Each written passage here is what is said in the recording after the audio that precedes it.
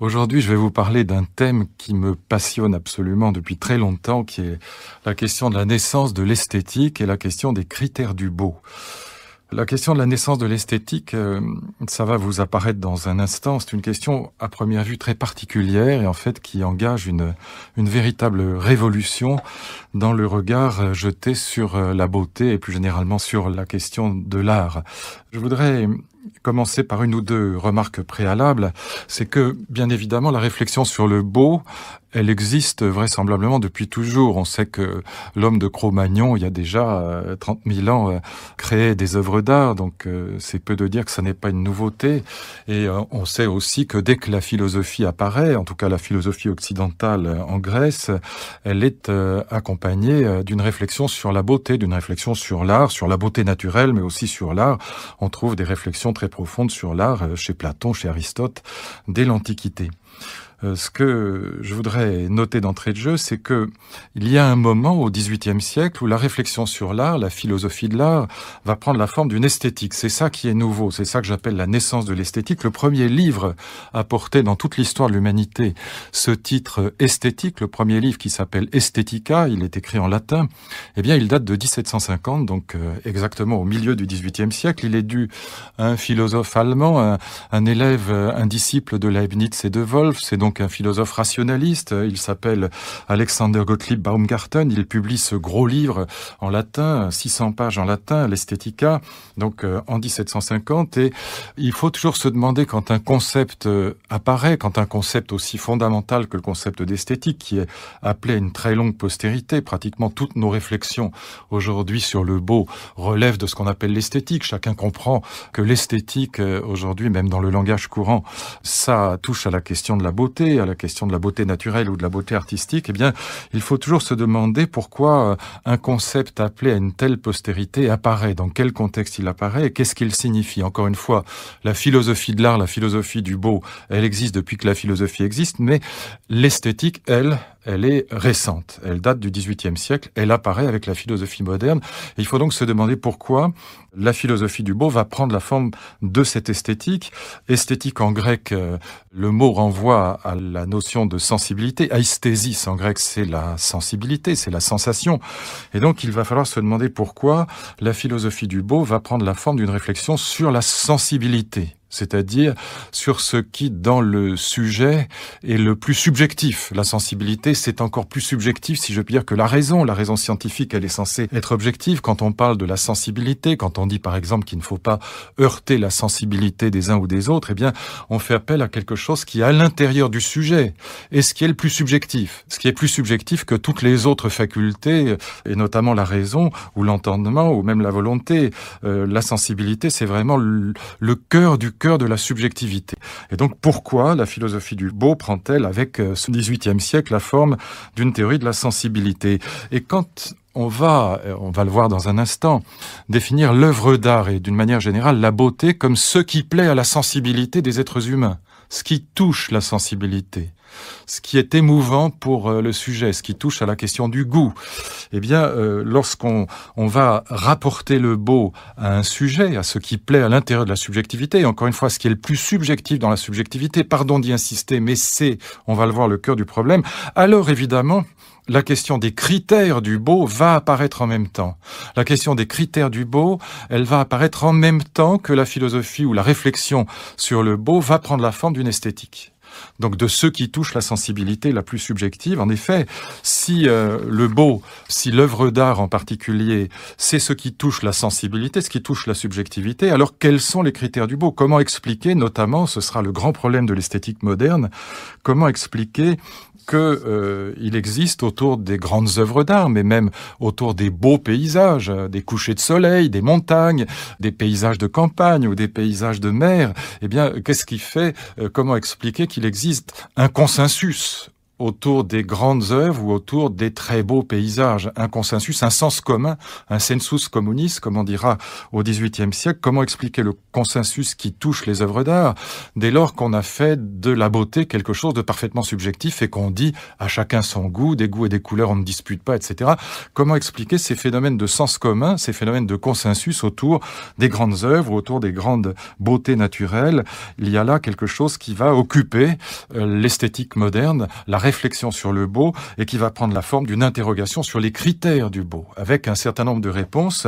En fait, il y a 3 grandes réponses qu'on analysera tout à l'heure, qui sont toutes les 3 passionnantes, qui sont toutes les 3 des réponses qui apparaissent au XVIIe et surtout XVIIIe siècle, mais qui vont animer nos réflexions sur le beau jusqu'à aujourd'hui. Elles sont encore présentes, et c'est ce qui en fait aussi l'intérêt dans la réflexion contemporaine sur la beauté. Alors, cette naissance de l'esthétique, qui est signée par le livre de Baumgarten, par l'apparition du mot esthétique dans le titre d'un livre important, un livre qui servira notamment de manuel à Kant, à cet immense philosophe du XVIIIe siècle qu'est Kant, pour préparer ses cours, eh bien, comme nous allons le voir dans un instant, pour comprendre la naissance de l'esthétique, il faut partir d'une réflexion sur ce qui fait la définition de l'art depuis toujours, depuis que la philosophie existe, et puis aussi, du coup, comprendre comment sur fond d'une définition de l'art qui traverse toute l'histoire de la pensée depuis l'Antiquité, eh bien une révolution dans la réflexion sur le beau va s'introduire avec la naissance de l'esthétique, une révolution dont on va voir dans un instant qu'en vérité, elle est double. Du côté du spectateur, le spectateur va être défini comme un homme de goût. Le concept de goût va émerger en même temps qu'apparaît cette première esthétique. Et puis, on va faire de l'artiste de l'autre côté, c'est non pas du côté du spectateur, mais du côté de l'auteur, du côté du créateur. Eh bien, on va en faire un être génial. On va voir apparaître au XVIIIe siècle, ça commence déjà au XVIIe, mais c'est surtout au XVIIIe, les premières théories du génie. Le spectateur comme homme de goût, l'artiste comme génie, c'est lié à la question des critères du beau, c'est lié à cette révolution de l'esthétique, à cette tournure nouvelle de la réflexion sur le beau. Et c'est ce que je voudrais vous montrer. Et vous allez voir que c'est, je crois, vraiment passionnant, c'est très éclairant, y compris pour nos débats les plus contemporains, à travers 2 grandes réflexions préalables. Je dis préalables à l'analyse des réponses que je donnerai tout à l'heure, apportées à la question des critères du beau. Qu'est-ce qui fait qu'il y a un consensus autour des grandes œuvres?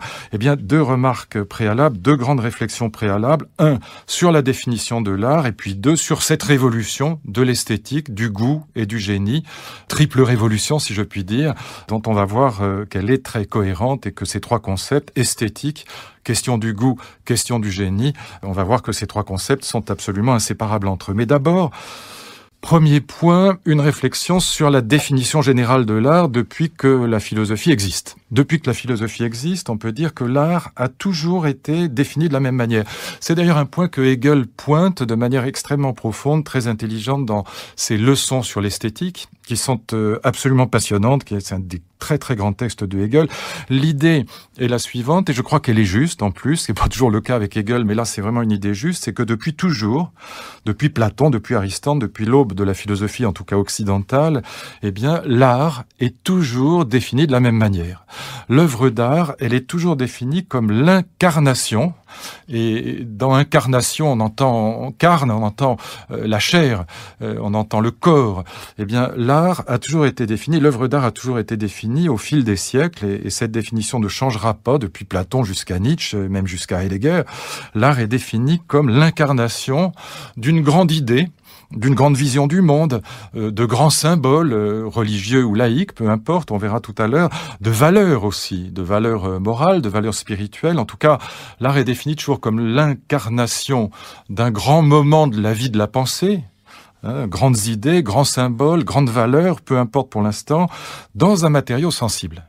Alors ce matériau sensible, ça peut être le marbre du sculpteur, on pense par exemple à la statuaire grecque, ça peut être la pierre de l'architecte, ça peut être la couleur du peintre, ça peut être les vibrations sonores du compositeur, ça peut être les mots du poète, peu importe. Dans tous les cas de figure et dans tous les genres artistiques, il y a toujours cette idée que on a affaire dans l'œuvre d'art, et je commence par parler de la beauté artistique, on verra ce qu'il en est pour la beauté naturelle, mais commençons par la beauté artistique. L'œuvre d'art est toujours définie donc comme l'incarnation d'une grande vision du monde ou de grandes valeurs, de grandes idées dans un matériau sensible. On a là une espèce de paradoxe d'entrée de jeu dans l'œuvre d'art, c'est que l'œuvre d'art exprime de l'intelligible, si je puis dire, au sens large. La vie des idées, la vie de la pensée, une vision du monde. Elle exprime du spirituel ou de l'intelligible dans un matériau qui, a priori, est le contraire de l'intelligible, à savoir le sensible. On exprime des idées dans de la pierre, on exprime des idées dans du marbre, dans de la couleur, dans des vibrations sonores. Donc on exprime du spirituel dans du matériel. On exprime de l'intelligible dans du sensible. On exprime de l'idéal dans du corporel. Voilà d'entrée de jeu le paradoxe de l'art, et c'est ce qui fera d'ailleurs que l'art est touchant. Presque à proprement parler, presque physiquement, il est touchant, il est émouvant. Les vibrations sonores d'une œuvre musicale, elles nous touchent presque au sens physique du terme, d'ailleurs aussi au sens physique du terme. Ces vibrations nous atteignent, elles font vibrer les tympans, par exemple. Mais d'une manière générale, l'art, il est touchant, il est émouvant, et c'est cette émotion qu'on va appeler justement la beauté.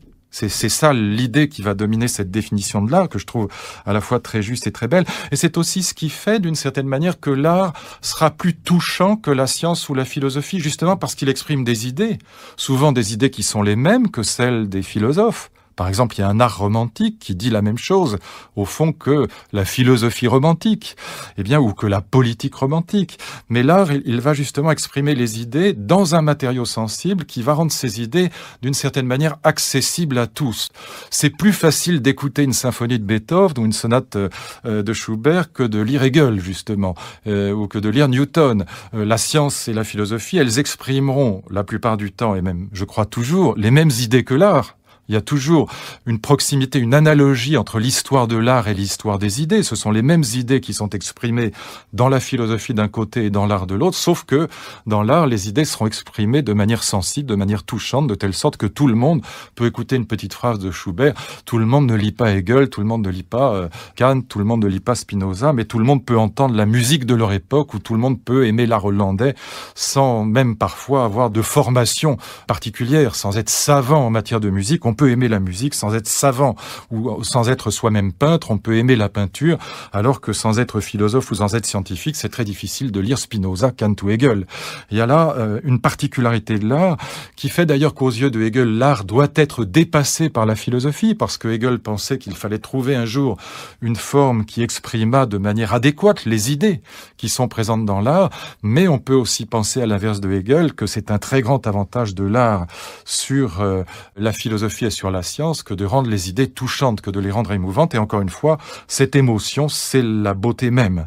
Même si la définition de l'art est unique, voilà une précision qu'il faut apporter dans cette première remarque qui touche à la définition de l'art. Même si la définition de l'art va traverser toute l'histoire de la pensée, toute l'histoire de la réflexion sur l'art, et même on peut dire toute l'histoire de l'art, il n'en reste pas moins qu'il y a une histoire de l'art, justement. Pourquoi y a-t-il une histoire de l'art? Disons les choses très simplement.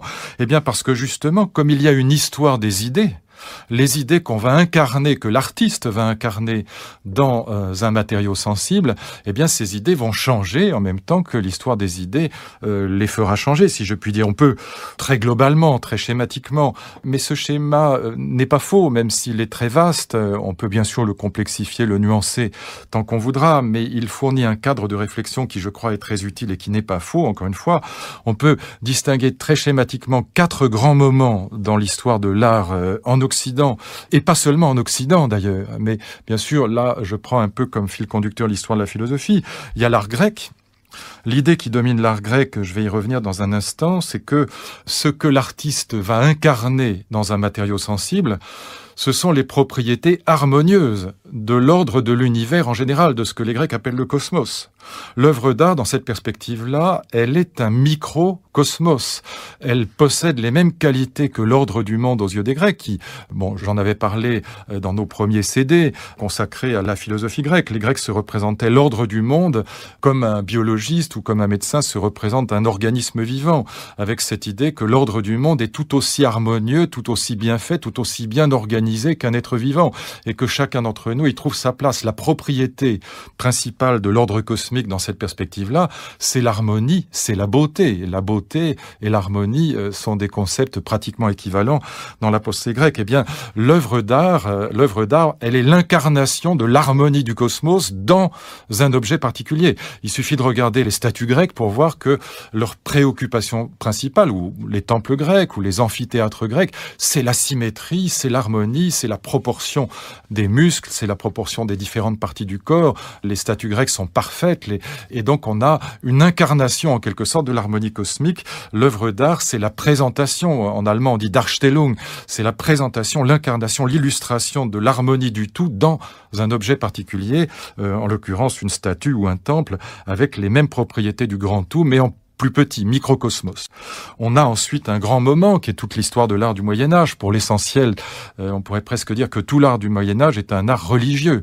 Là, il ne s'agit plus d'incarner dans l'œuvre d'art les propriétés admirables de l'ordre cosmique, comme chez les Grecs, mais il s'agit d'incarner dans l'œuvre d'art la splendeur du divin. Et donc, on va prendre très souvent dans les tableaux des thèmes religieux, des thèmes empruntés à la Bible, des thèmes empruntés au texte sacré, à l'Évangile, etc. Et donc, c'est la splendeur du divin qui est incarné dans l'œuvre d'art. Dans les deux cas, petite remarque, mais qui est absolument cruciale et qu'il faut garder présente à l'esprit, qu'il s'agisse de l'art grec, de l'art de l'Antiquité d'une manière générale, mais ça voudrait aussi pour, au fond, tous les arts anciens, toutes les antiquités, qu'elles soient bouddhistes, qu'elles soient musulmanes, qu'elles soient juives ou grecques, au fond, on est dans la même perspective. Dans les deux cas, qu'il s'agisse de l'art cosmique, si je puis dire, ou de l'art religieux, des arts religieux, eh bien, il s'agit d'incarner dans un matériau sensible des symboles, des valeurs, des idées qui viennent d'ailleurs que de l'humanité. Il s'agit d'une transcendance par rapport à l'humanité. Ce qui est incarné dans l'œuvre d'art, ce sont des valeurs, des symboles, des idées qui sont extérieures et supérieures à l'humanité. Il y a une transcendance dans l'art. On est, au fond, que ce soit pour l'art grec ou pour les arts religieux, on est quand même dans des arts sacrés, en ce sens, encore une fois, que les idées qui sont incarnées dans l'œuvre d'art sont des idées qui sont supposées par les hommes être extérieures et supérieures à l'humanité elle-même.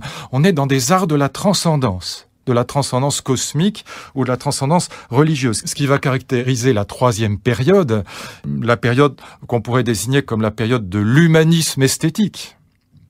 Eh bien, c'est justement la période au cours de laquelle la philosophie de l'art va prendre la forme d'une esthétique, d'une réflexion sur la sensibilité, sur la subjectivité.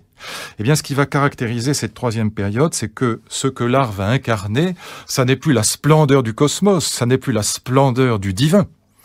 C'est la splendeur de l'humain, si je puis dire. C'est la splendeur de l'humain et on verra comment, notamment avec l'art hollandais, on va, pour la première fois au XVIIe siècle, dépeindre l'humanité de l'homme dans l'art. On va incarner dans l'art la splendeur de la vie quotidienne, si je puis dire. L'art hollandais, de ce point de vue-là, est absolument extraordinaire. Il est exceptionnel à son époque et même peut-être encore aujourd'hui. D'abord parce qu'il est d'une beauté, à mes yeux, absolue, mais ça, à chacun son goût, comme on dit, c'est le moment ou jamais.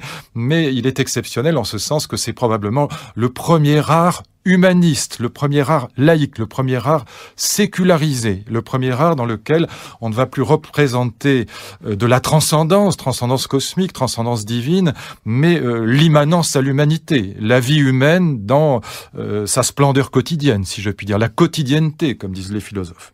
Et puis, on verra que après, et donc nous en parlerons dans le troisième CD que je consacrerai à l'esthétique, on verra que une quatrième période, celle de l'art moderne et de l'art contemporain, celle du XXe siècle pour l'essentiel, eh bien, sera une période dans laquelle les artistes chercheront à présenter non plus l'humanité de l'homme, non plus l'ordre cosmique, non plus la splendeur du divin, mais quelque chose qui relève de ce que j'ai appelé la déconstruction, avec d'autres évidemment, ce que j'ai appelé la déconstruction des illusions de la métaphysique traditionnelle.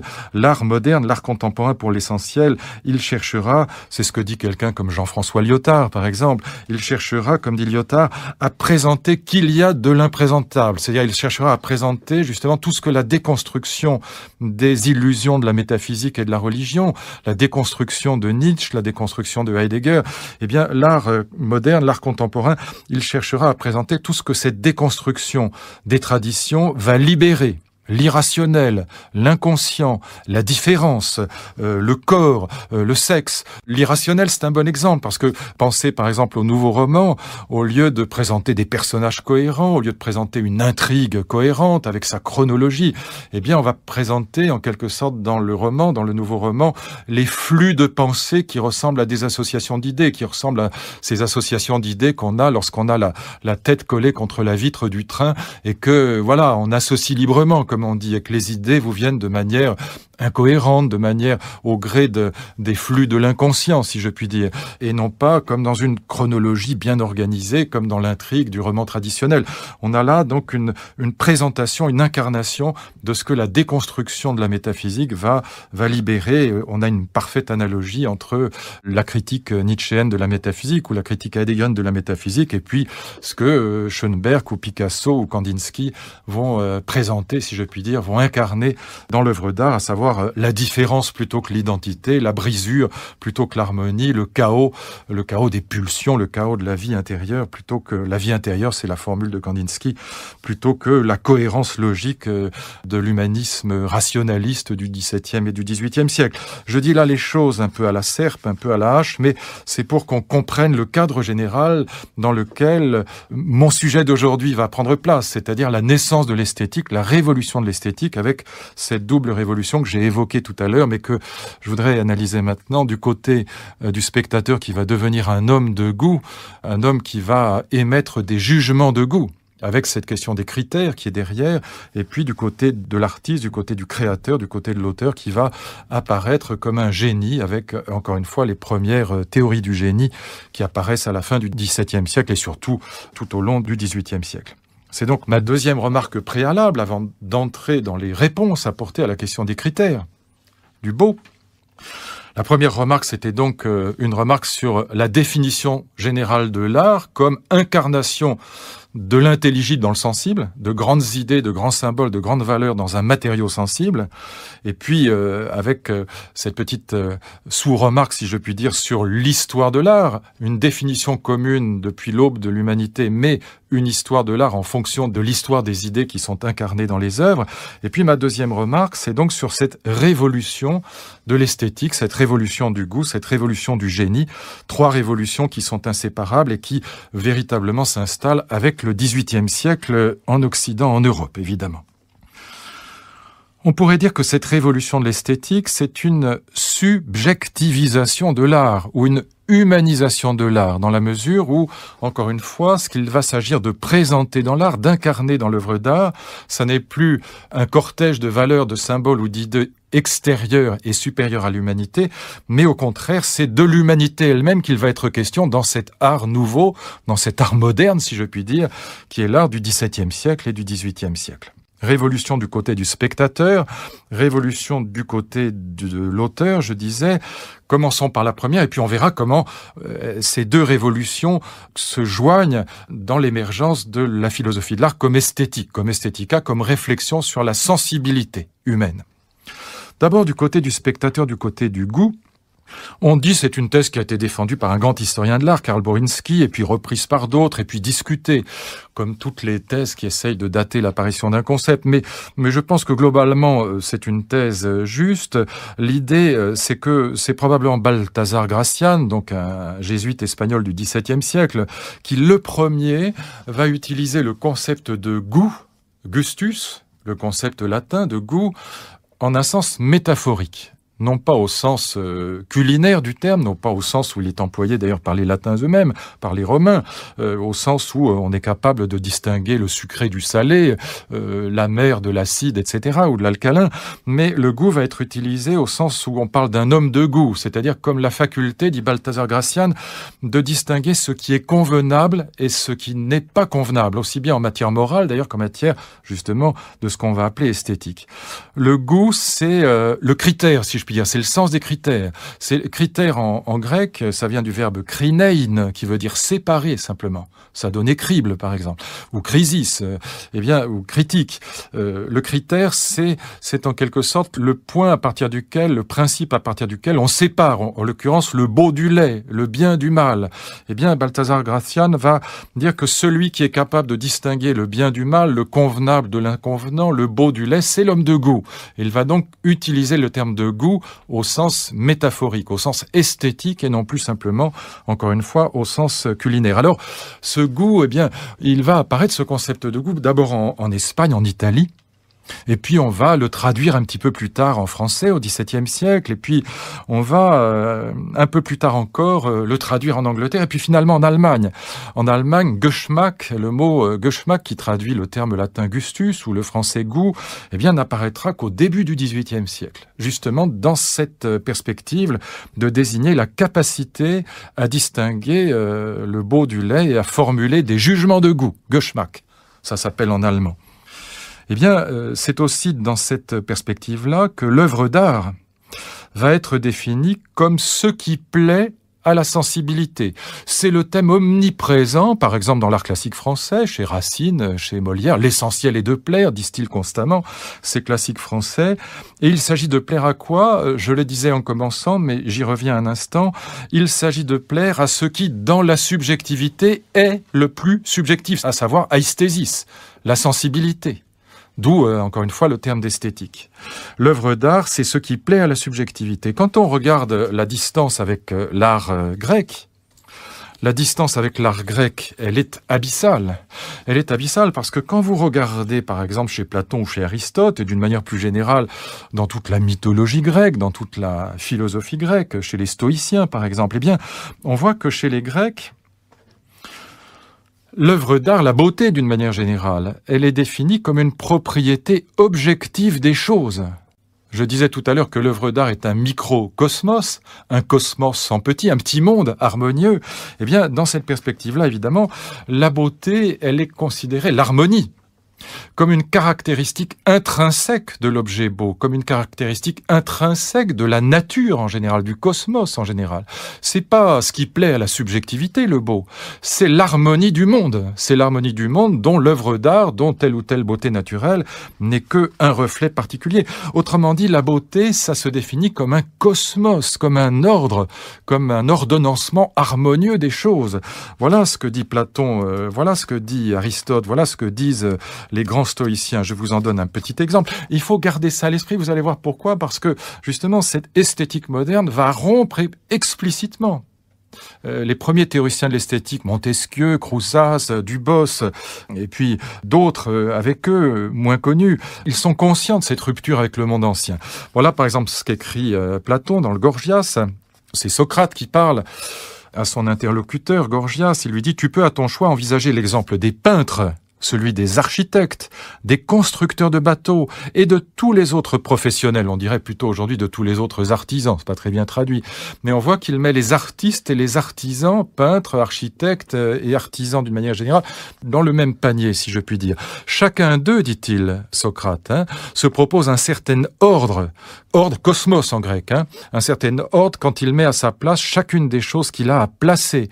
Et il contraint l'une à être ce qui convient à l'autre, à s'ajuster à elle, jusqu'à ce que l'ensemble constitue une œuvre qui réalise un ordre et un arrangement, cosmos encore dans le texte grec.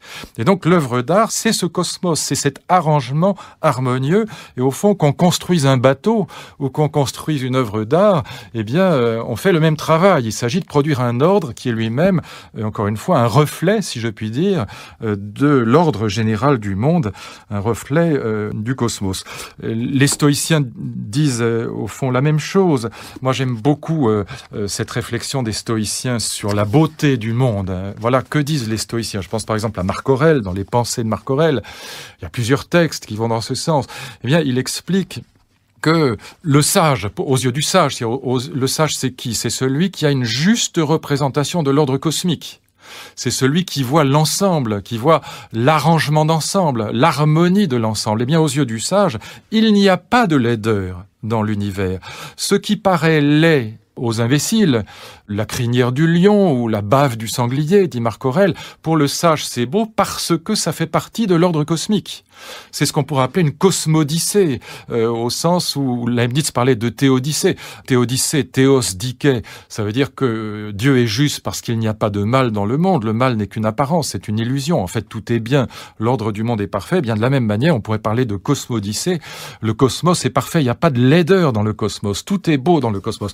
Écoutez ce petit texte de Marc Aurèle qui le dit de manière tout à fait claire et intelligente. La crinière du lion, l'écume qui coule de la gueule du sanglier et bien d'autres choses encore, si on les observe en détail, c'est-à-dire de près, si on n'a pas la vue d'ensemble, eh bien elles sont sans doute loin d'être belles. Et pourtant, parce qu'elles dérivent du fait d'être engendrées par la nature, elles sont un ornement et elles possèdent leur charme et leur beauté.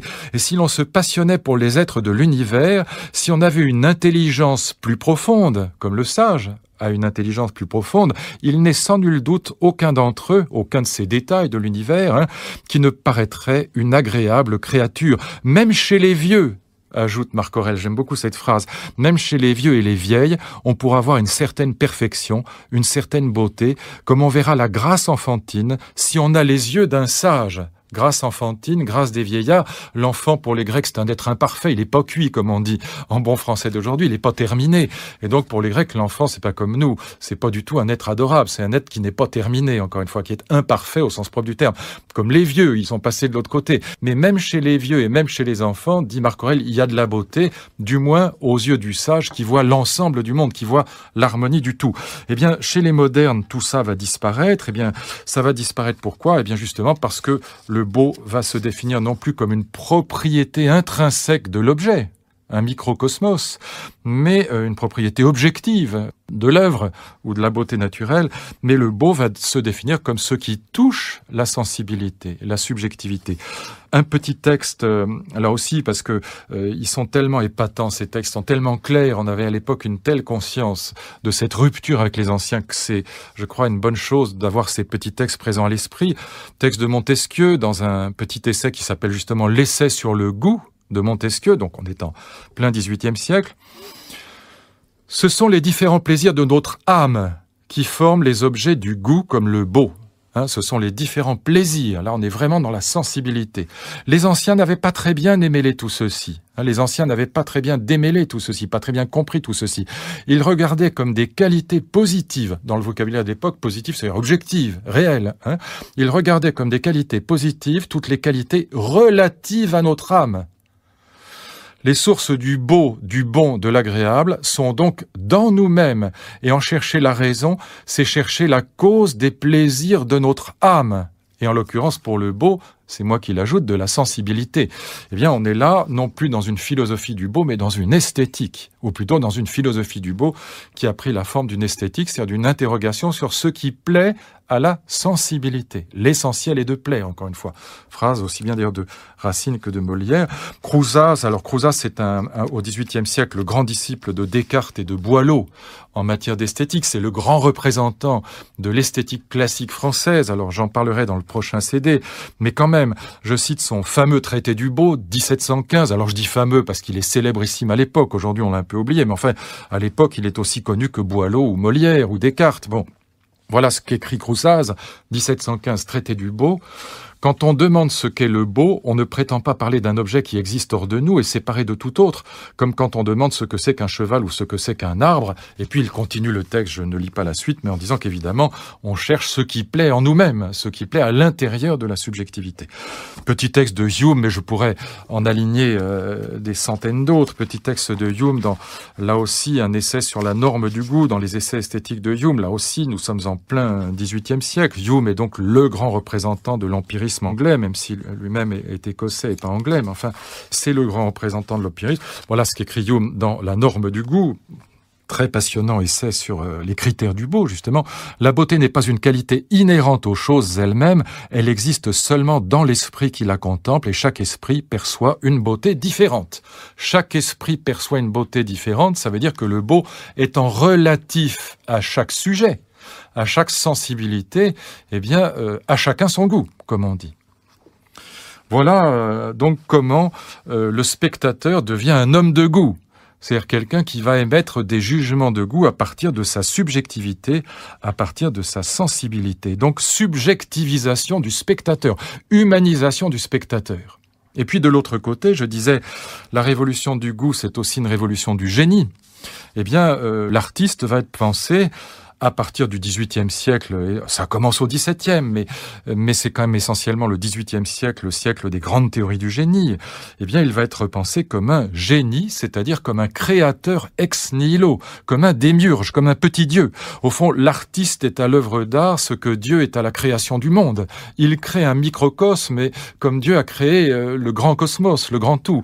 L'artiste est un génie. Génie, étymologiquement, ça renvoie à gène, ça renvoie à cette activité séminale de création ex nihilo. Il est donc un auteur. À quoi ça s'oppose? Eh bien là aussi, ça s'oppose à l'Antiquité, notamment à l'Antiquité grecque. Antiquité dans laquelle l'artiste n'était pas du tout considéré comme un créateur, comme un génie, comme un auteur. Mais l'artiste était considéré, c'est très différent, comme un intercesseur, comme un intermédiaire, comme un trait d'union entre le monde des humains, le monde sublunaire, si je puis dire, pour parler comme Aristote, et puis le monde des dieux, le monde supralunaire. Il était un intercesseur, un intermédiaire, un trait d'union, et c'est d'ailleurs la raison pour laquelle, la plupart du temps, l'artiste était inconnu. On se moquait de l'artiste et de son nom. Son nom n'avait aucune importance. Alors, bien sûr, on me dira qu'on connaît quelques noms de peintres grecs. On cite par exemple Zeuxis. Alors, Platon cite souvent Zeuxis. Zeuxis, dont on dit qu'il peignait si bien, de manière si réaliste, et notamment des grains de raisin, des grappes de raisin, que les merles venaient se poser sur ses tableaux. On connaît quelques noms d'artistes. Mais pour l'essentiel, l'artiste ne compte pas. L'artiste est inconnu. C'est un modeste intercesseur, un modeste intermédiaire. Regardez, pour prendre un exemple, et cet exemple-là, je crois, est très parlant, regardez les statuettes de chats égyptiennes. Ces statuettes, on a tous vu en reproduction ou en réel des statuettes de chats égyptiens.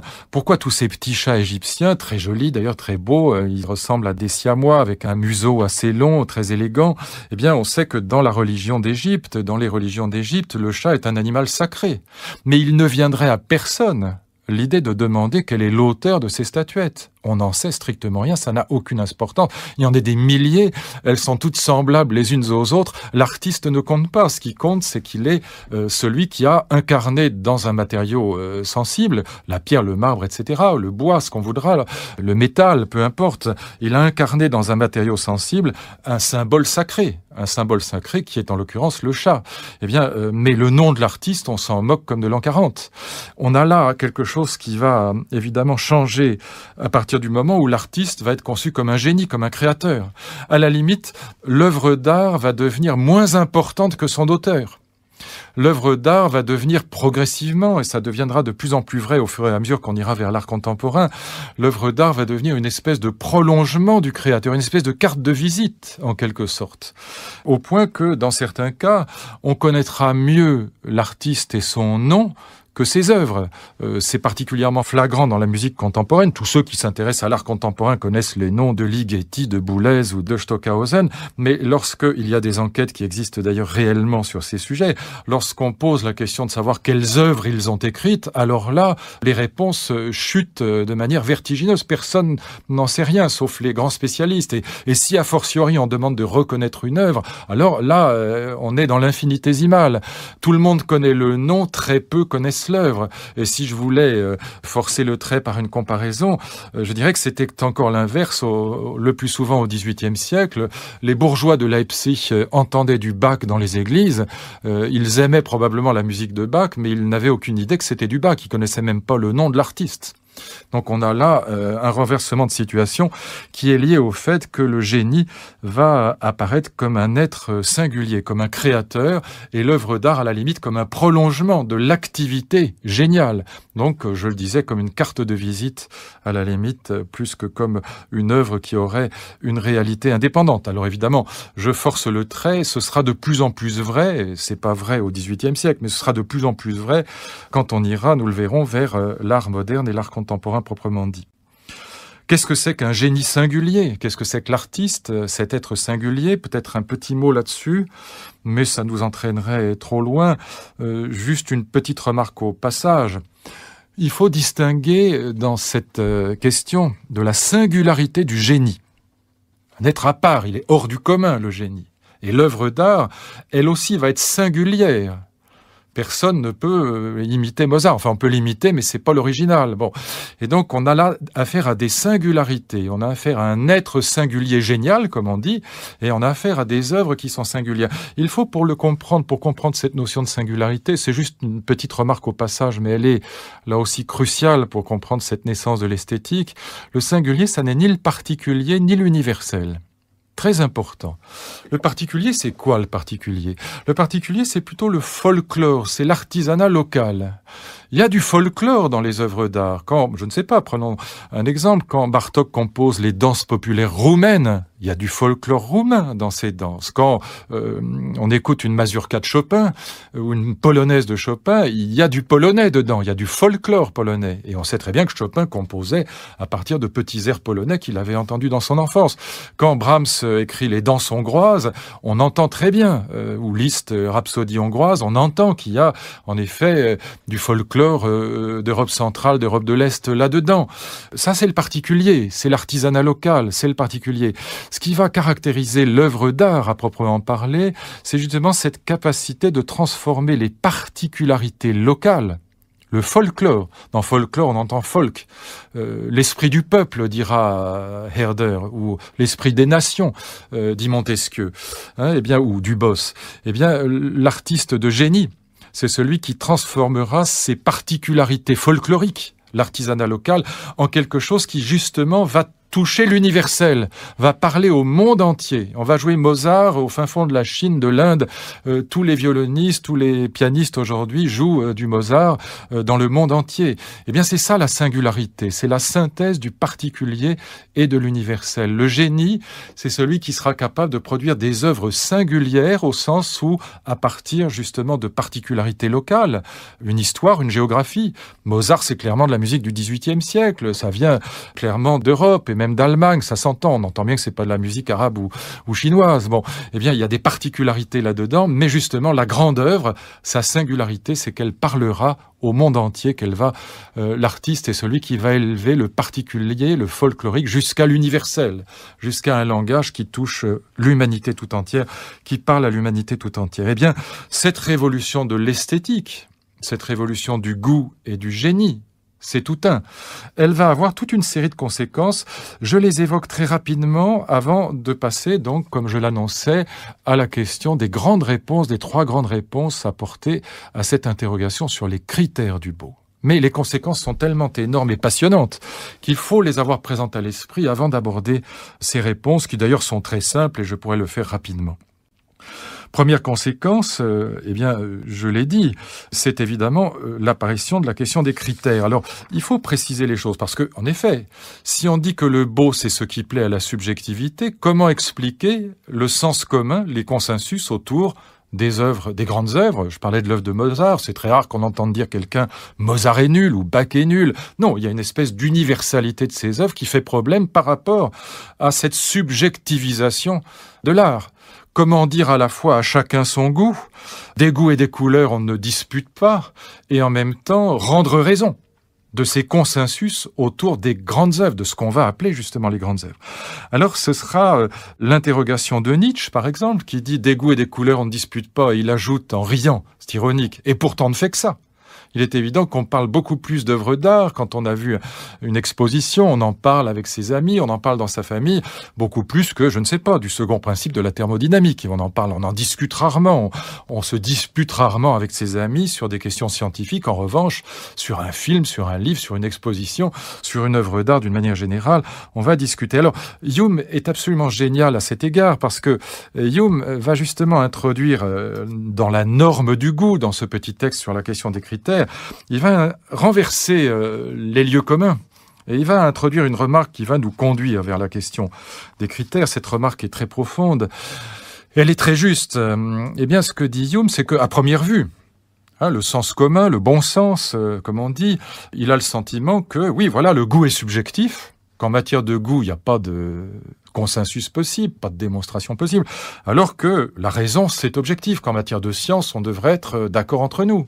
2 plus 2 égale 4, ça se discute très peu. Eh bien, dit Hume, c'est exactement le contraire. La vérité, dit-il, c'est que l'histoire des sciences est un champ de bataille, que toutes les grandes théories scientifiques ont été réfutées, dépassées par d'autres théories et envoyées au musée, alors qu'au contraire, on lit encore Homère.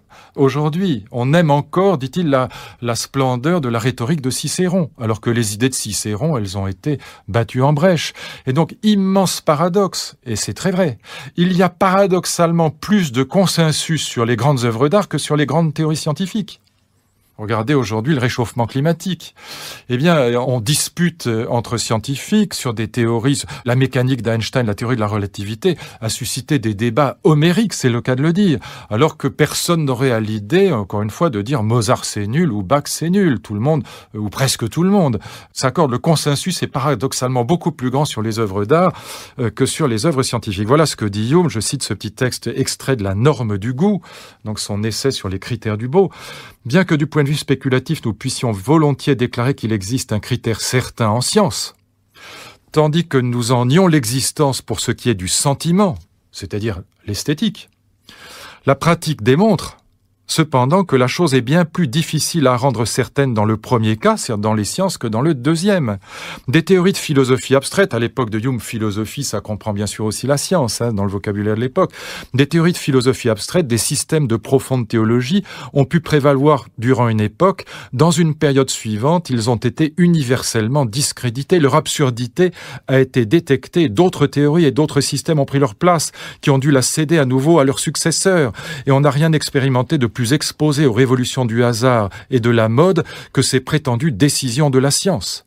Le cas est tout différent en ce qui concerne les beautés de l'éloquence et de la poésie. De justes expressions de la passion et de la nature sont assurées de gagner l'assentiment public au bout d'un peu de temps et de les conserver pour toujours. Aristote et Platon, Épicure et Descartes peuvent céder leur prédominance successivement les uns aux autres, mais Terence et Virgile gardent un empire universel et sans conteste sur l'esprit des hommes. La philosophie abstraite de Cicéron a perdu son crédit. La véhémence de son éloquence est encore de notre admiration. Paradoxe immense. Il y a plus de consensus en art qu'en science. Comment expliquer ça quand on dit, et c'est la révolution de l'esthétique et du goût, que le goût est subjectif? Comment expliquer ce paradoxe immense? Ce sera aussi le problème de Kant dans la critique de la faculté de juger, dans ce que Kant appelle l'antinomie du goût, qui part d'une phénoménologie, d'une description de nos discussions sur le beau. Nous savons très bien quand nous nous disputons sur une question d'esthétique. Je ne sais pas, aujourd'hui, les colonnes de Buren qui avaient suscité il y a quelques années des débats homériques, où l'art contemporain suscite toujours des débats, eh bien, à la fois, nous savons parfaitement qu'il est impossible de parvenir à une démonstration, qu'on ne démontrera pas qu'on a raison. Et en même temps, nous ne pouvons pas nous empêcher d'argumenter, comme si on pouvait, à défaut de démontrer, du moins indiquer des raisons qui explicitent nos goûts, nos choix, nos valeurs en matière d'esthétique. Et donc, si on argumente, c'est qu'on a quand même l'espoir secret de s'accorder, même si on sait que cet accord ne peut pas être obtenu par une démonstration mathématique. Il ne s'agit pas de démontrer un cas d'égalité des triangles, sinon ce serait trop facile. Troisième conséquence, première c'est la naissance de l'esthétique, la deuxième c'est la question des critères. Troisième conséquence, à partir du moment où l'auteur est pensé comme un génie, à partir du moment où l'artiste est pensé comme un génie, alors évidemment, on va rentrer dans une interdiction du plagiat. À partir du moment où l'auteur est pensé comme un génie, comme un créateur, l'originalité va devenir un impératif absolu. Et c'est une véritable révolution, là aussi. C'est une véritable révolution parce qu'il faut le dire très calmement, très clairement, mais fermement. Dans tous les arts traditionnels, dans ce qu'on appelle l'art nègre, par exemple, dans la calligraphie chinoise, dans tous les arts traditionnels d'une manière générale, le plagiat non seulement n'était pas interdit, mais c'était la règle absolue. Dans tous les arts traditionnels, il fallait imiter ce qui s'était toujours fait. Et l'innovation était à la limite interdite. L'innovation, c'était le péché suprême, puisqu'il s'agissait justement de continuer d'illustrer des principes traditionnels supérieurs et extérieurs à l'humanité, la plupart du temps des principes religieux. Et donc, non seulement le plagiat n'était pas interdit, mais il était la règle des arts traditionnels. Pendant des siècles et des siècles, les masques Dogon se ressemblent. La calligraphie chinoise, si on n'est pas super spécialiste, pendant des siècles et des siècles, elle se ressemble. Au fond, les arts traditionnels ignoraient ce qu'on appelle la mode. La mode, mon ami Gilles Lipovetsky l'a montré dans un livre qui est tout à fait passionnant, qui est tout à fait remarquable, L'Empire de l'éphémère. La mode, et ça vaut aussi bien pour l'esthétique que pour les vêtements. La mode est un phénomène occidental et moderne. La mode est liée au fait qu'on considère le créateur, comme on va dire, comme un génie. Et par conséquent, l'impératif d'originalité va s'imposer. Jusqu'à une date très récente, même dans les artisanats nobles, par exemple dans la lutherie, on continuait d'apposer, y compris sur des violons d'études de mauvaise qualité, on apposait sans que cela choquât qui que ce soit et sans que cela heurtât le droit français, des étiquettes Stradivarius, Amati, Guarnerius, des grands luthiers italiens. Aujourd'hui, c'est évidemment interdit, sauf s'il est manifeste qu'il n'y a pas tromperie, mais c'est globalement le plagiat est interdit. Il ne l'était pas, y compris dans les grandes écoles d'art où le maître laissait ses élèves signer une toile quand il considérait jusqu'au XVIIIe siècle qu'elle était bien faite. Et d'une manière générale, l'art était plutôt imitation de la tradition que innovation permanente. Et bien, à partir du moment où, encore une fois, où l'artiste est un génie, le plagiat va devenir le péché entre tous. Voilà ce qu'écrit Dubos. Dubos, qui est un des plus grands théoriciens de l'esthétique en France au XVIIIe siècle, avec Croussaz, le fondateur de ce qu'on va appeler l'esthétique du sentiment. J'en parlerai. L'esthétique pascalienne, l'esthétique du cœur, l'esthétique de la sensibilité. J'en parlerai dans le prochain CD de ce combat titanesque entre les partisans de l'esthétique classique, les partisans de Descartes, de la raison, et puis les partisans de l'esthétique du cœur, comme Dubos. Eh bien, voilà ce qu'écrit Dubos. Un artisan, un artiste, dit Dubos, ne peut pas suppléer au peu d'élévation et à la stérilité de son génie en transplantant dans ses ouvrages les beautés qui sont dans les ouvrages des grands maîtres. Il ne le peut pas. Je réponds qu'il fut toujours permis de céder des esprits des autres, pourvu qu'on ne le fasse point en plagiaire. En plagiaire. Ce qui constitue le plagiaire, continue Dubos, c'est de donner l'ouvrage d'autrui comme son propre ouvrage, et ça devient une faute, y compris dans le code pénal. Déjà, chez Boileau, c'est intéressant parce que Boileau, au XVIIe siècle, c'est le grand représentant dans la querelle des anciens et des modernes, ouverte par Charles Perrault. Est-ce que les grandes œuvres des anciens de l'Antiquité sont supérieures à celles des modernes, ou au contraire, est-ce que les modernes, comme Racine, comme Corneille, comme Molière et comme d'autres, eh bien, sont supérieures aux anciens? Boileau, comme on sait, est plutôt un partisan des anciens, mais néanmoins, il ne peut pas s'empêcher de dire qu'il faut quand même rompre avec la tradition et qu'il faut, pour un artiste, être original. Voilà ce qu'écrit Boileau avec sa modestie habituelle à propos de lui-même. Ça, il pêchait pas par modestie, au moins, comme on dit, pour la modestie, il ne craignait personne. Eh bien, voilà ce qu'il écrit. Petit texte très très typique de Boileau.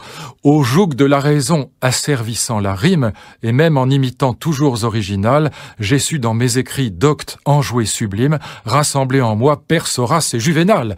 Voilà, modestie de Boileau, mais néanmoins toujours original. Oui, il fait référence au classique, mais il ajoute quelque chose, impératif d'originalité et dénonciation du plagiat. Cinquième point, quatrième ou cinquième, peu importe, j'ai oublié, mais ça n'a guère d'importance. Eh bien, là aussi, on va voir apparaître quelque chose qui est lié à cette révolution du goût, du génie et de l'esthétique, c'est l'histoire de l'art. L'histoire de l'art.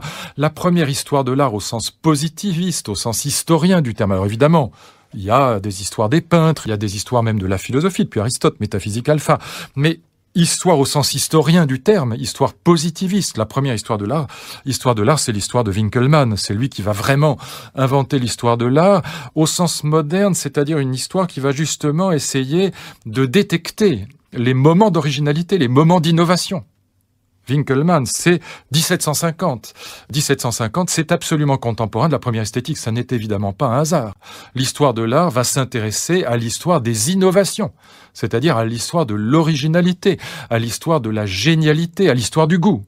C'est à partir de ce moment-là qu'on va vraiment avoir des historiens de l'art. Et puis, pour la même raison, la critique d'art va apparaître à ce moment-là. Les salons de Diderot, par exemple. Eh bien, on va voir apparaître la critique d'art qui va justement essayer, derrière ce signifiant, en quelque sorte, qu'est le matériau, dans lequel les idées sont incarnées, eh bien, justement, de déceler les idées, de faire exploser, comme dit Hegel, dans un petit texte consacré à la critique, un texte de 1801, Vom Wesen der philosophischen Kritik, de l'essence de la critique philosophique, eh bien, le rôle de l'histoire l'historien de la philosophie comme le rôle de l'historien de l'art, eh bien, c'est de voir derrière le matériau dans lequel l'idée est incarnée, eh bien, de voir l'idée qui est incarnée et de faire en quelque sorte exploser la coque, le signifiant, le matériau pour qu'on voit ce qu'il y a derrière. Et puis, sixième conséquence, la naissance du musée. Naissance du musée autour de 1800. Là aussi, le musée qui aura trois finalités. Une finalité démocratique. Faire passer les collections privées vers le public, les exposer au peuple. Finalité démocratique, révolutionnaire. C'est un héritage de la Révolution française. Héritage de la Révolution française aussi, deuxième finalité du musée, protéger contre le vandalisme. Problématique fondamentale autour de 1800, parce que les révolutionnaires rentrent dans les châteaux et détruisent tout ce qu'ils peuvent y trouver, coupent les têtes aux statues, symbole de la guillotine infligée aux malheureux aristocrates. Et puis, troisième finalité, mettre en place, et ça c'est toute la différence entre le musée et les cabinets de curiosité, notamment des nobles, où les objets curieux rapportés des voyages étaient exposés sans ordre particulier, eh bien, installer l'ordre chronologique. L'ordre chronologique, c'est l'ordre des innovations et des ruptures. C'est lié à la définition de l'artiste comme génie. Là aussi, pour l'essentiel, les grands musées, le Prado, le Louvre, etc., vont naître au XVIIIe siècle. Les grands musées européens, le British Museum à Londres, le Prado à Madrid, eh bien, ils vont naître autour de 1800 en gros, enfin, dans ces années-là, un peu avant, un peu après, mais avec comme principe, la plupart du temps, l'ordre chronologique, c'est-à-dire l'ordre des coups de génie, l'ordre des innovations. Et puis, il faudrait beaucoup de temps pour le développer. Là aussi, on va voir apparaître quelque chose, alors là, qui est d'une profondeur abyssale. Ce que signe l'esthétique, ce que signe la naissance de l'esthétique. Et ça, c'est vraiment... Oui, là, on pourrait y consacrer un CD tout entier. Eh bien, c'est la naissance du point de vue de l'humain. Pourquoi ? Du point de vue de l'humain par opposition au point de vue de Dieu. C'est la première vraie grande légitimation du point de vue de la finitude humaine. Pourquoi ? Eh bien, parce que du point de vue de Dieu, la beauté n'existe pas. Dieu n'a pas de sensibilité, Dieu il est tout intelligible. S'intéresser à la sensibilité comme un objet en soi, c'est s'intéresser à l'humain comme tel. C'est ça qui se joue dans la naissance de l'esthétique. Comme le dit très bien Leibniz, du point de vue de Dieu, et d'ailleurs Spinoza pourrait dire la même chose, il n'y a que du rationnel, il n'y a que de l'intelligible. Le sensible, dit-il, c'est de l'intelligible confus. C'est la manière dont les humains perçoivent ce qui pour Dieu est absolument rationnel, comme successif ou simultané, comme situé dans l'espace ou dans le temps, les formes de la sensibilité. Le sensible, c'est de l'intelligible confus. Ça veut dire quoi, si je donne un peu plus de chair à cette idée ? Quand vous prenez une démonstration mathématique, les théorèmes, c'est le résultat de la démonstration, en vérité, il est déjà contenu dans les prémices, dans les axiomes. Mais pour nous, pour le mathématicien humain qui fait la démonstration, elle se fait dans l'ordre de la succession. Mais en vérité, les conséquences, elles sont comprises dans les prémices. Elles sont simultanées.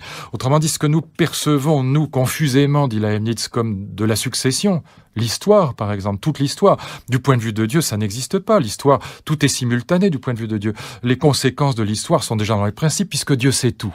S'il est omniscient, par définition, pour lui, tout est intelligible. Donc, s'intéresser à la sensibilité au XVIIIe siècle, c'est lié à toute la révolution du XVIIIe siècle, à ce souci de l'expérience, de l'observation, du monde sensible. Eh bien, c'est évidemment s'intéresser au point de vue de l'humain, avec cette idée que, justement, ce sera le grand thème du XVIIIe siècle, que la métaphysique et la religion, on peut s'en passer.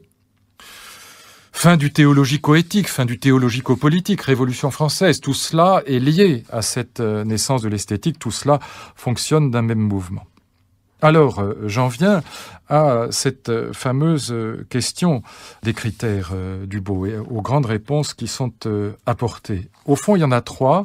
Alors, on verra la prochaine fois, on verra dans le prochain CD, qui sera consacré donc à cette grande querelle entre l'esthétique classique et l'esthétique du sentiment, l'esthétique de la raison cartésienne et l'esthétique de la sensibilité et du cœur pascalienne, conflit qui va dominer tout le XVIIe, XVIIIe siècle, en France et pas seulement en France, aussi en Italie, en Espagne, en Allemagne. On verra que on peut raffiner les choses que je vais dire là, que c'est un peu plus compliqué. Et il y a plusieurs autres réponses. Mais globalement, il y a 3 grandes réponses à la question des critères du beau. Il y a 3 grandes philosophies du beau qui se mettent toutes les 3 en place au XVIIe siècle. XVIIIe, XVIIe. Mais ça commence au XVIIe. Première réponse, la réponse des classiques. La réponse des classiques, c'est que c'est la réponse de Boileau. Rien n'est beau que le vrai seul est aimable, il doit régner partout et même dans la fable, dit Boileau. Le beau, c'est l'incarnation d'une idée vraie. C'est l'incarnation d'une vérité. Et comme dit Descartes, puisque le bon sens est la chose du monde la mieux partagée, eh bien, si vous incarnez dans un matériau sensible une idée vraie, une vérité qui peut être une vérité humaine, comme Molière, dans ses pièces, qui incarnent des vérités humaines, des grands caractères humains, le misanthrope, l'hypocrite, Tartuffe, l'hypocondriaque, le malade imaginaire, etc. Eh bien, si vous incarnez de grandes vérités, en l'occurrence comme Molière, des vérités de l'humanité, des grands caractères humains, eh bien, il y a des grandes chances pour que ça parle à tout le monde. Ça parle à tout le monde puisque ces vérités sont communes. De même que 2 + 2 = 4, ça parle à tout le monde, eh bien, les pièces de Molière doivent parler à tout le monde. Et donc, on va expliquer le consensus autour des grandes œuvres par le fait qu'elles incarnent, ces grandes œuvres, des idées vraies, donc des idées communes à l'humanité, comme les idées mathématiques. Eh bien, l'esthétique de Rameau, par exemple, le traité d'analyse, comme les pièces de Molière, reposent sur cette conviction qu'il y a une mathématique musicale et qu'il y a une vérité en musique, une vérité de l'harmonie, et que ce qui est harmonieux plaira à tout le monde, et que si ça ne vous plaît pas, c'est que vous avez mauvais goût. Il y a un vrai bon goût, un bon goût vrai, et le mauvais goût, c'est l'erreur. Deuxième réponse. Alors là, je développerai cette première réponse la prochaine fois. Elle est passionnante, elle est beaucoup plus compliquée, complexe et plus profonde que je ne le dis là, mais c'est juste pour donner une idée de la structure de la réponse. Deuxième réponse, la réponse empiriste matérialiste, c'est la réponse de Hume dans ses essais esthétiques. L'idée est la même et l'inverse, si je puis dire. Ce qui explique le consensus autour des œuvres d'art, c'est pas le fait qu'elles illustrent une vérité de raison commune à l'humanité, mais c'est que l'œuvre d'art est ce qui plaît aux organes sensoriels, au corps. Et que comme nous avons tous les mêmes organes sensoriels, à 2 capis près, on a les mêmes yeux, les mêmes oreilles, le même nez, eh bien ce qui plaît à un corps sain, à un organisme sain, plaira à tous les organismes sains. Autrement dit, le beau, c'est ce qui plaît à cette structure organique du corps, des 5 sens, qui est commune à l'humanité. Et du coup, chez Hume, c'est pour ça que la problématique se renverse. Ce qui est difficile à expliquer, c'est pas le sens commun, c'est au contraire les divergences de goût. Et les divergences de goût, Hume les expliquera par le fait qu'il y a des gens qui ont les sens grossiers ou malades, mal affinés, mal cultivés. Et si on a un corps sain, des organes sensoriels en bon état, et si on a cultivé ces organes sensoriels, alors ça c'est l'homme de goût, eh bien forcément on aura un goût commun, on aimera les mêmes œuvres. Entre hommes de goût, on se comprend. Là aussi, on retrouve une réponse, si je puis dire, dogmatique à la question des critères du beau. Il y a un critère, c'est ce qui plaît à la sensibilité organique, à cette structure commune qui est celle du corps. Et puis, troisième philosophie que je trouve de loin la plus profonde, mais chacun, c'est la philosophie que Kant mettra en place, que les romantiques allemands lui reprendront, à partir de Schiller notamment, mais beaucoup d'autres. C'est l'idée que l'œuvre d'art, ça n'est pas, comme le pensent les classiques français, uniquement l'incarnation de l'intelligible, la raison. L'œuvre d'art, ça n'est pas, comme le pensent les empiristes anglais, ce qui plaît au corps, à l'organisme, au sens, aux 5 sens. Ça n'est pas le sensible, ça n'est pas l'intelligible, c'est la rencontre des deux. C'est la rencontre contingente et miraculeuse des deux. Qu'est-ce que ça veut dire? L'œuvre d'art, c'est une réconciliation merveilleuse, miraculeuse en quelque sorte, de l'intelligible et du sensible. Qu'est-ce que ça veut dire concrètement? Là aussi, je l'exposerai en détail dans le prochain CD, mais je donne juste le principe de cette idée. Eh bien, ça veut dire que quand on écoute un petit choral de Bach, par exemple, ou un petit prélude de Chopin, ou une petite danse hongroise, une danse populaire roumaine, quand on écoute une petite pièce musicale merveilleusement belle, eh bien, c'est comme si on racontait, comme si on nous racontait une histoire. C'est comme un conte de fées qu'on raconte à un enfant. Il y a un début, il y a un développement, il y a une fin, on sait très bien quand ça s'arrête. Même les enfants entendent très bien. D'ailleurs, en analyse musicale, on peut expliquer pourquoi. Eh bien, on sait très bien comment, après les impacts, il y a des résolutions et comment, au fond, ce choral de Bach ou ce prélude de Chopin, c'est comme une histoire. Je disais qu'on raconte à un enfant pour l'endormir. On entend très bien qu'il y a des idées là-dedans, que c'est triste, que c'est gai, que c'est une prière, que ça a une dimension religieuse. Alors, on va projeter, bien sûr, avec sa subjectivité. Chacun, d'une certaine manière, y mettra des choses différentes. Mais enfin, globalement, on entend bien qu'il y a de la nostalgie dans la musique romantique, il y a de la gaieté dans une gigue de Bach, etc. Peu importe le détail. Ce que je dis là est volontairement simple, simpliste et simplet, j'en ai parfaitement conscience, mais c'est pour qu'on se comprenne. Eh bien, c'est comme une histoire intelligible, c'est comme un conte de fées. Et en même temps, comme une petite nouvelle, cette œuvre de musique. Et en même temps, quand on y réfléchit, il n'y a pas de concept dedans. Il n'y a pas de connecteur logique. Il n'y a pas de raison. Baumgarten dit déjà très bien dans son Esthética, le beau, c'est l'analogue de la raison. C'est analogon rationis, dit-il. Le beau, c'est comme s'il y avait des mots, comme si c'était une histoire, comme si c'était intelligible. Et pourtant, il n'y a que du sensible. La musique, ça n'est que des vibrations sonores. La toile du peintre, c'est que de la croûte, c'est que de la couleur, c'est tout matériel, si je puis dire. Eh bien, le marbre, c'est que du marbre. Et pourtant, il y a des idées, il y a de l'intelligible, il y a du sens qui transparaît dans l'œuvre d'art. Il y a encore une fois du sensible qui se fait lui-même intelligible. Il y a du matériel qui devient spirituel. Il y a du non-sens qui devient sens. Voilà l'œuvre d'art. Elle n'est ni purement rationnelle, comme le pensent les classiques français, ni purement matérielle, comme le pensent les empiristes matérialistes anglais. Elle est la réconciliation du sensible et de l'intelligible. Et pour des raisons que je n'analyse pas là, et que j'analyserai dans le prochain CD, c'est cette réconciliation du sensible et de l'intelligible qui fait plaisir. On retrouvera cette idée, par exemple, dans la phénoménologie contemporaine, chez un grand chef d'orchestre comme Celibidache, qui parlait toujours du phrasé. C'est ce qui l'intéresse plus, de la phénoménologie de la musique, c'est-à-dire de l'idée qu'il y a une logique de la phrase musicale. Il y a des plus forts, il y a des moins forts, il y a un début, il y a un développement, il y a une fin. Il y a une logique musicale, c'est d'ailleurs ce qui fait qu'on ne peut pas interpréter n'importe comment. Il y a une logique des interprétations d'une œuvre, et au fond, c'est cette logique qui fait de l'œuvre un analogon rationis, un analogue d'une démonstration ou un analogue d'une histoire, mais c'est une histoire sans parole, pour reprendre l'intitulé d'une pièce musicale célèbre. Alors, un exemple de cette révolution de l'esthétique, de cette révolution de la subjectivité, du goût et du génie, pour conclure. Un exemple, parce que quand on parle d'esthétique, c'est pas mal quand même de se mettre un exemple dans l'esprit, un exemple réel. L'exemple de l'art hollandais que j'évoquais en commençant. L'art hollandais, ces tableaux de Pieter de Hoor, de Ter Borch, de Judith Leyster, de Jan Steen, de Gabriel Metsu, qui est incroyable dans la capacité à rendre le grain des tissus, le grain des cuirs, l'aspect des métaux encore plus fort que Ingres, si je puis dire, et dans ce souci du matériau. On verra pourquoi c'est très important. Gérard Doux, évidemment Vermeer, dans cet art du XVIIe siècle, dans cet art qui est, je le disais tout à l'heure, le premier art véritablement humaniste et laïque, celui qui ne va plus représenter des symboles, des valeurs, des idées extérieures et supérieures à l'humanité, transcendantes par rapport à l'humanité, mais au contraire, la vie quotidienne des humains. 4 petites remarques sur cet art hollandais et flamand.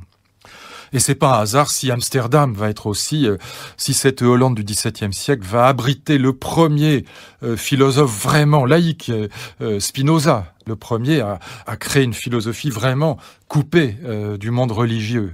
C'est tout c'est la même ambiance intellectuelle et morale et spirituelle que cet art hollandais. Première remarque sur cet art hollandais, je disais que c'est la première fois qu'on représente véritablement la vie quotidienne, la vie des humains. Non plus les saints, non plus les dieux grecs, non plus les grands personnages de la Bible ou de l'Évangile, non plus même les grands personnages royaux qui sont un peu l'équivalent des dieux sur terre, de droit divin ils sont, non plus les grandes batailles, les grands événements donc de l'histoire diplomatico-étatique, mais des petits humains dans leur vie quotidienne. Une petite fille qui joue avec son chien dans sa cuisine, une maman qui retire les poux des cheveux de son enfant, des scènes de genre que j'aime infiniment, ces hommes qui prennent de la bière dans un cabaret avec à côté une serveuse qui a un décolleté ultra plongeant. Il y a toujours plus ou moins la sexualité qui est présente parce que c'est très humain là aussi. On est dans la sensibilité, on est dans l'esthétique. Donc le sexe est présent dans cette peinture hollandaise. D'ailleurs, les femmes y sont très présentes aussi. C'est les premiers tableaux dans lesquels on voit des femmes lisant des romans. Il y a une toile d'Ellinga que j'aime par-dessus tout. On voit une femme qui lit, qui a posé ses petits chaussons et qui lit un roman. Elle lit pas la Bible, elle lit un roman, elle lit un petit livre dans sa chambre. Eh bien, on voit aussi des prostituées, on voit des métiers courants. Alors vous me direz, non, il y a déjà eu dans l'histoire de l'art des représentations de la vie quotidienne, notamment des paysans, mais toujours ces représentations de la vie quotidienne, elles étaient prises comme illustration d'une idée supérieure aux hommes. Par exemple, les travaux et les jours. Alors, c'était les saisons, ça peut être les semailles, mais c'était des cycles cosmiques qu'on voulait illustrer en représentant des paysans qui sèment ou l'Angélus. Bien sûr, on voyait des paysans ou des métiers, mais c'était pour représenter toujours un ordre préexistant, un ordre social, un ordre religieux, un ordre cosmique préexistant. Et la plupart du temps, c'était des tableaux au Moyen-Âge qui étaient directement mythologiques ou religieux. Ou alors les grands hommes, les grandes batailles, les chefs d'État, comme on dit, mais qui sont des représentants des dieux sur Terre.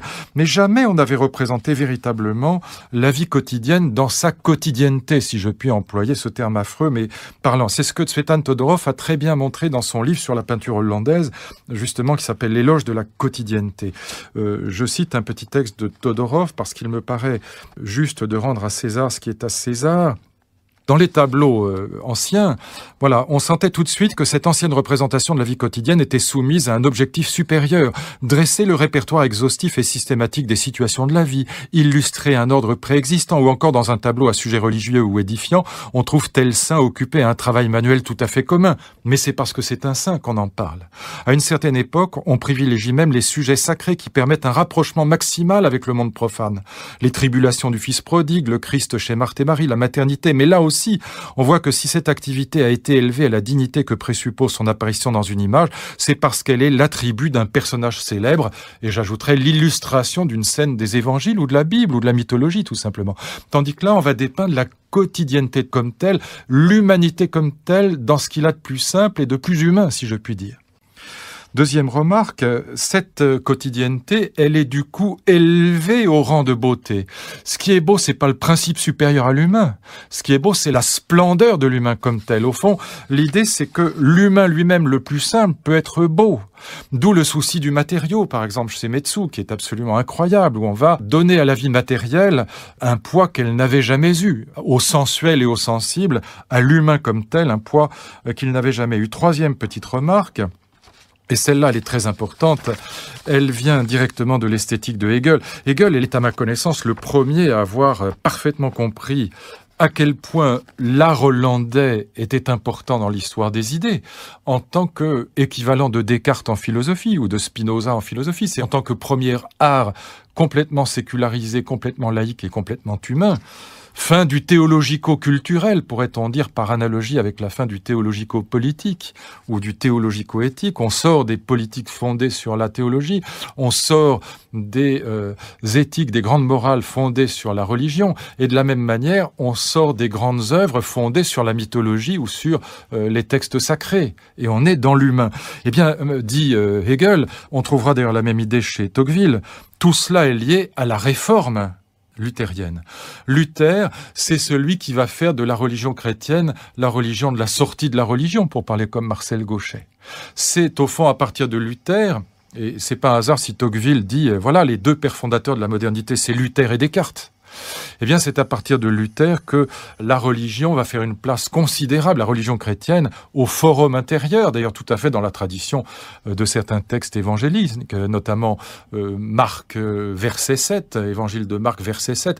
Rien de ce qui vient de l'extérieur ne peut souiller un être humain. Ce sont les pensées qui sont impures, ce ne sont pas les aliments qu'on ingère. Tout ça s'oppose au judaïsme orthodoxe, dans la bouche du Christ, qui lui-même d'ailleurs n'est pas un chrétien, mais qui est un rabbin juif éclairé, qui oppose le forum intérieur à la juridification de la vie quotidienne et notamment à l'interdit qui pèse sur les aliments. Eh bien, ça, on retrouvera ça évidemment chez Luther avec cette idée que la conscience, c'est l'instance suprême et qu'elle s'adresse directement à Dieu sans passer par l'intermédiaire de l'Église. Eh bien, voilà ce qu'écrit Hegel à propos de l'art hollandais, qui est la version, si je puis dire, esthétique de cette sortie de la religion que le réformisme luthérien commence d'installer au cœur du christianisme.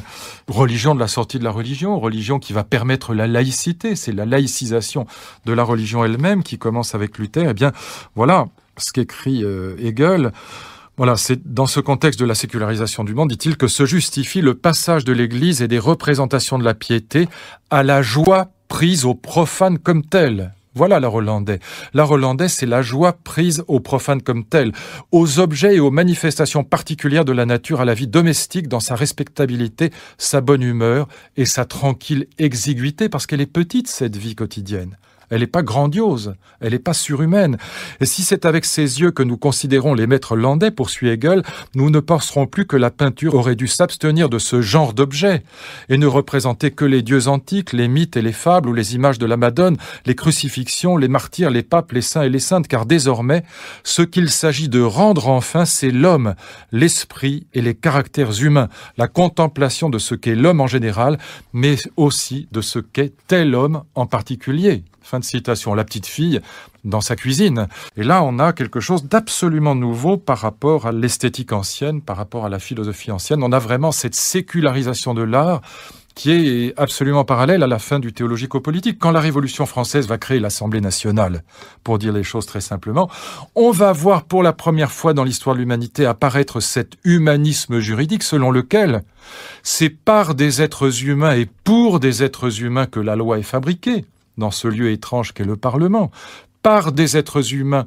pour des êtres humains, et non pas en dérivant la loi de textes sacrés ou religieux, comme c'est encore le cas dans les théocraties aujourd'hui. Eh bien, de la même manière, en parallèle, on va voir apparaître une œuvre d'art qui est fabriquée par les humains, pour les humains, et dont les sujets sont humains. C'est l'art hollandais, avec une immense interrogation, et elle est déjà présente dans le texte de Hegel. Dès l'époque, on reproche à l'art hollandais de s'intéresser à des sujets médiocres, à des sujets plats.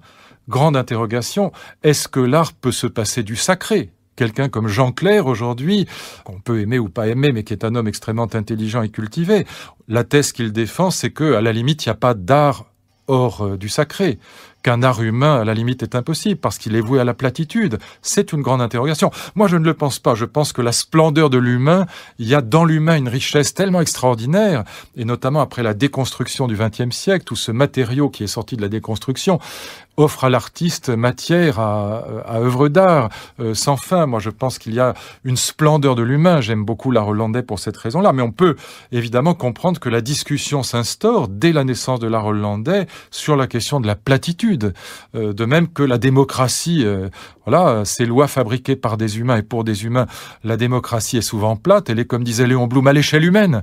Et bien, de la même manière, est-ce que la culture qui va sortir de cette révolution esthétique ne risque pas la platitude, ne risque pas d'être par trop à l'échelle humaine? Le débat, en tout cas, est ouvert. Et puis, quatrième remarque, à partir de ce débat, justement, et qui est déjà présent du temps de Hegel, eh bien, à partir de ce débat, il y aura au fond deux possibilités. Il y a une possibilité qui est celle que choisit mon ami Tsvetan Todorov dans ses livres. Il dit voilà, oui, on peut dire le quotidien est plat, l'humain c'est plat, mais en même temps, on peut sacraliser l'humain, on peut faire de sa vie une œuvre d'art. Mon père ce héros, ma mère cette héroïne. On peut sacraliser sa famille, et c'est ce que fait l'art hollandais déjà, et on peut trouver une beauté, on peut trouver une sacralité de l'humain supérieure à toute autre sacralité, et penser qu'en vérité, d'ailleurs, si on est athée, c'est plus simple à penser. Seul l'humain est vraiment sacré. Et donc, transfigurer la quotidienneté en la sacralisant. Et la sacraliser à partir de quoi? À partir de l'amour, évidemment. Mais on peut aussi détester cette platitude quotidienne. C'est l'autre versant, si je puis dire, de cet humanisme esthétique. On peut penser que la quotidienneté, elle est nécessairement plate et décevante, qu'il n'y a pas de salut dans la famille, dans la vie familiale, que nos parents et nos mères ne sont pas, nos pères et nos mères ne sont pas des héros. Et dans ce cas-là, on va s'opposer au quotidien, mais toujours sur une base humaniste, si je puis dire, et ce sera la bohème, évidemment. La bohème, ce sera l'autre versant possible de cette révolution de la subjectivité dans l'art, la bohème comme détestation de la vie quotidienne et comme fuite vers un ailleurs radical. La vraie vie est ailleurs, diront les bohèmes. Je cite ici Rimbaud, bien sûr, la vraie vie est ailleurs, et la vie bourgeoise au sens strict du terme, que décrit l'art hollandais est détestable, cette vie de famille, cette petite vie quotidienne répétitive, il faut la fuir dans un ailleurs radical, dans un art plutôt révolutionnaire, en tout cas un art utopique, encore une fois, la vraie vie est ailleurs, eh bien cet art, ce sera l'art de la bohème. Mais voyez que ces deux possibilités, l'art hollandais illustre l'une, l'art contemporain illustrera plutôt l'autre. En tout cas, la logique de l'art contemporain, parce qu'il est tellement divers qu'on peut pas parler de l'art contemporain en général. Mais on a là deux attitudes possibles par rapport à cette révolution humaniste. Une sacralisation de la vie quotidienne d'un côté, notamment par l'amour. C'est l'art hollandais qui en donne la première image, mais toute une littérature et toute une histoire de l'art ira dans le même sens jusqu'à aujourd'hui. Et puis au contraire, s'opposer de manière utopique à la vie bourgeoise, à la vie des Philistins, destin et notamment à la vie de famille, qui en est dans son caractère répétitif à certains égards la quintessence, et préférer donc l'utopie de la bohème avec cette conviction que la vraie vie est ailleurs. En tout cas, ces deux possibilités sont ouvertes et tous ces thèmes, eh bien, nous allons les explorer plus à fond, plus en détail. C'est le cadre général que je voulais donner aujourd'hui dans les deux prochaines réflexions que j'essaierai de vous faire partager dans les deux prochains CD sur la querelle de l'esthétique au XVIIIe siècle, querelle de l'esthétique classique et de l'esthétique du sentiment. Et puis le dernier CD sur l'esthétique, eh bien, il sera consacré à l'analyse de l'art moderne, de l'art contemporain et à l'histoire des avant-gardes.